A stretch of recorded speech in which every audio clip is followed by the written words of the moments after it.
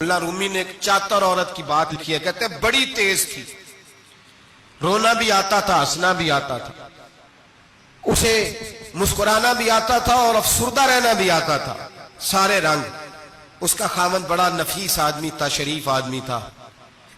اس نے مکر کیا، دھوکہ کیا۔ پہلے اس عورت نے اس کو ماں باپ سے کاٹا، پھر بھائیوں سے کاٹا، پھر رشتہ داروں سے کاٹا، پھر اکیلی رہنے لگی۔ اب تنہا رہنے لگی تو دھوکے اور مکر سے بات، جو دھوکہ دیتا ہے نا، اس کے مزاج میں دھوکہ شامل ہوتا ہے۔ اس کو فریب سے جھوٹ رچ بس جاتا ہے، پھر جب تک جھوٹ نہ بولے اسے سکون نصیب نہیں ہوتا۔ یہ دھوکہ مزاج کا حصہ بن جاتا ہے۔ اس کو ہمارے صوفیاء روحانی بیماری کہتے ہیں۔ کہتے ہیں یہ لگ جاتی ہے تو سچ سے اتنی لذت نہیں آتی معاذ اللہ جتنی لوگوں کو جھوٹ سے آتی ہے۔ یہ لگ جاتی ہے، یہ روحانی مرض ہے جو پھر انسان باز نہیں آتا۔ روز دھوکہ دیتی، روز دھوکہ دیتی۔ اور ملا رومی کہتے ہیں کبھی بڑے بڑے دھوکے چھپ جاتے ہیں، اللہ موقع دیتا ہے، اور چھوٹے چھوٹے دھوکوں سے آدمی کے راز نکلنے لگتے ہیں، وہ رسوا ہو جاتا ہے۔ بڑے بڑے دھوکے دیے، خامن کو پتہ نہ چلا، لیکن رب کریم نے اب اسے سزا دینے کا ارادہ فرمایا۔ کلو گوشت لایا خامن، کہنے لگا اسے پکاؤ، اسے پکاؤ، اچھی طرح پکانا، بھون کر پکانا، میرے دوستوں نے آنا ہے۔ اب جب عورت نے گوشت بھونا، کھانے پینے کی بڑی شوقین تھی، دل دادا تھی، خوشبو نے ستایا تو کلو کا کلو گوشت کھا گئی۔ گھر کے اندر چھوٹا سا بلی کا بچہ رہتا تھا، چھوٹا سا، اور اس آدمی وہ 2-4 دن پہلے لایا تھا، اس کو دودھ وودھ پلاتا، پیار کرتا۔ خاوند آیا، مہمان آگے، گوشت لاؤ۔ اب بڑی افسردہ ہو کے بیٹھی ہے، بال بکھرے ہوئے، آنکھوں میں آنسو ہیں، حالات بڑے بگڑے ہوئے۔ کیا ہوا؟ کہنے لگی میں نہیں چاہتی تھی آپ دوستوں کے سامنے رسوا ہوں، پر مجبوری بن گئی۔ گوشت بھون کے رکھا تھا، بلی کا بچہ سارا ہی کھا گیا۔ آپ کو سمجھایا تھا نہ لائے گھر۔ ساری زندگی جو آدمی دھوکہ کھاتا ہے وہ کبھی نقصان نہیں اٹھاتا۔ اگر اس کا نقصان ہوتا ہے تو وقتی ہوتا ہے، نقصان اسی کا ہوتا ہے جو دھوکہ دیتا ہے۔ ساری زندگی اعتبار کرتا رہا، جب کہا کلو گوشت ہی کھا گیا۔ اب اللہ نے راز اس کا ظاہر کرنا تھا، اب وقت آ گیا دھوکے پکڑے جانے کا۔ خاوند کہنے لگا میری عقل نہیں مانتی، اتنا سا بچہ کلو گوشت کھا جائے۔ اس نے کہا ترازو لاؤ۔ ترازو کے اوپر جب رکھا تو بچے کا اپنا وزن ½ کلو سے کم نکلا۔ اس بلی کے بچے کا اس نے تلوار نکالی اور جب گردن پہ رکھی، کہنے لگا قتل کر دوں گا، سچ بتا۔ لگی بس میں کھا گئی۔ وہ والا بھی معاملہ بتا جو میری اماں پہ الزام لگا۔ کہنے لگی وہ بھی تیری ماں کی غلطی نہیں تھی، وہ بھی میرا گناہ تھا۔ وہ جو تو نے میری بھابھی کے بارے میں جملہ کہا وہ بھی اس کی غلطی نہیں تھی، میں نے الزام لگایا۔ اب حالات کھٹنے لگے۔ وہ عورت جو کل تک دنیا کو بتاتی تھی کہ مجھ سے زیادہ تیز کوئی نہیں، دیکھ لو میں کس انداز میں راج کر رہی ہوں۔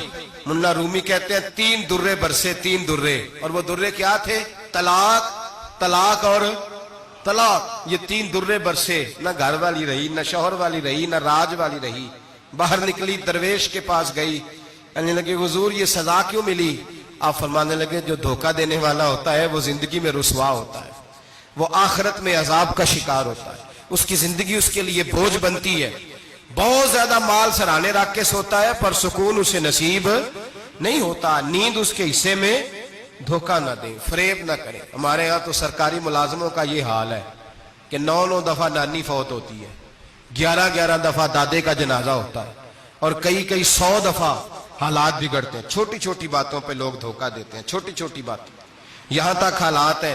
ہماری عدالتوں کا اللہ حافظ ہے، اب وہاں کیس جاتے ہیں خلا کے، خلا کا کیس گیا، خاوند کے خلاف بی بی نے مقدمہ کر دیا۔ اب عورتیں اللہ ماشاءاللہ دھوکہ دیتی ہیں، ایڈریس غلط بتاتی ہیں۔ خاوند کو نوٹس گیا، اب اس کو ملے گا تو وہ عدالت میں آئے گا نا۔ میں آپ کو جینون کیس ایسے دکھا سکتا ہوں، میرے پاس لوگ مسئلہ پوچھنے آتے ہیں۔ غلط ایڈریس دیا، 3 پیشیوں پہ خاوند نہیں گیا تو عدالت نے طلاق کی ڈگری جاری کر دی۔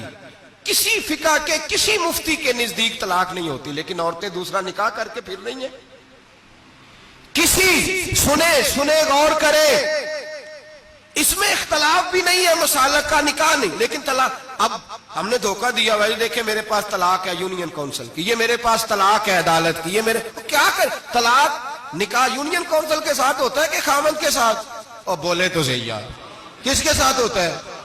تو طلاق یونین کونسل دے گی، خاوند دے گا؟ عجیب تماشا ہے۔ عدالت کے ساتھ نکاح ہوا کہ خاوند کے ساتھ؟ عجیب بات ہے بھائی، کسی جاؤ چوتھے آدمی سے کہو طلاق دے دے، کیسے طلاق ہو؟ موٹی سی بات ہے، اور لوگ آ کے گھر بسانا ہوتا ہے نا۔ اور اللہ معاف کرے، اس دھوکے میں کئی دفعہ سرپرست بھی شامل ہوتے ہیں اور دلیلیں دیتے ہیں، کہتے جی نہیں پھر ڈالتے غلط ہے، پاکستان کا قانون۔ میں نے کہا مجھے کیا بتاتے ہو؟ پاکستان کے قانون عدالت کی میں بات ہی نہیں کرتا، میں تو رسول اللہ کی بات کرتا ہوں، تو نبی پاک کی بات کر رہا ہوں۔ جب مصطفیٰ کریم کا قانون آ گیا تو بات ختم ہو گئی، وہ کوئی سا بھی قانون ہو۔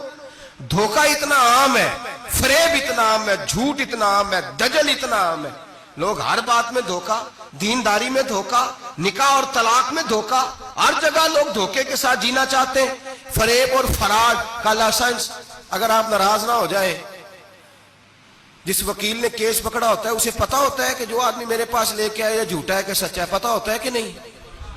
چلو ہونے کا مطلب یہ نہیں کہ تسی وکیلاں دے دوالے ہو جائے، لیکن یہ بتائیں اسے خبر ہوتی ہے کہ نہیں؟